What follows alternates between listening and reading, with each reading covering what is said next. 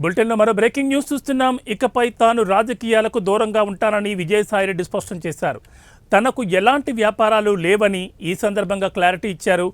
YS కుటుంబంతో తనకు 3 తరాలుగా అనుభవం ఉందని గుర్తు చేశారు. వైఎస్ కుటుంబంతో తనకు ఎన్నడూ విభేదాలు లేవని, ఆ కుటుంబానికి తాను ఎన్నడూ వ్యతిరేకంగా మాట్లాడలేదని తెలిపారు. నిరంతరం తాను పార్టీ కోసమే పనిచేశానని చెప్పారు.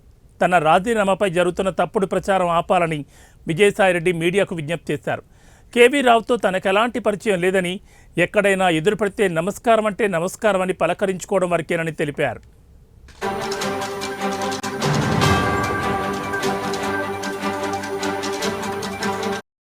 వరకు లేవు. భవిష్యత్తు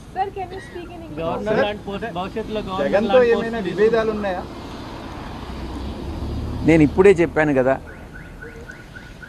జగన్ గారు ఈరోజు కాదు 4 దశాబ్దాలుగా 3 తరాలుగా రాజారెడ్డి గారి దగ్గర నుంచి, రాజశేఖర్ రెడ్డి గారి నుంచి ఈరోజు జగన్మోహన్ రెడ్డి గారి వరకు 3 తరాలుగా ఆ కుటుంబంతో సన్నిహిత సంబంధాలు ఉన్నటువంటి వ్యక్తిగా నేను ఒక్కటే చెప్తా ఉన్నాను.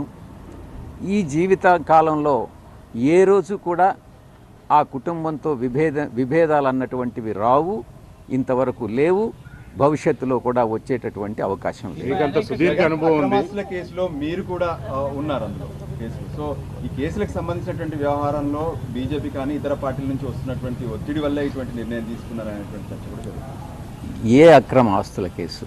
జగన్కి సంబంధించి ఎప్పటి కేసులు? పాత కేసుల? పాత కేసులు అన్నటువంటివి గతంలోకి కానీ వెళ్తే 2011వ సంవత్సరం ఆగస్టు 10వ తారీఖున ఎఫ్ఐఆర్స్ ఫైల్ చేయడం జరిగింది. 2011 అప్పట్లో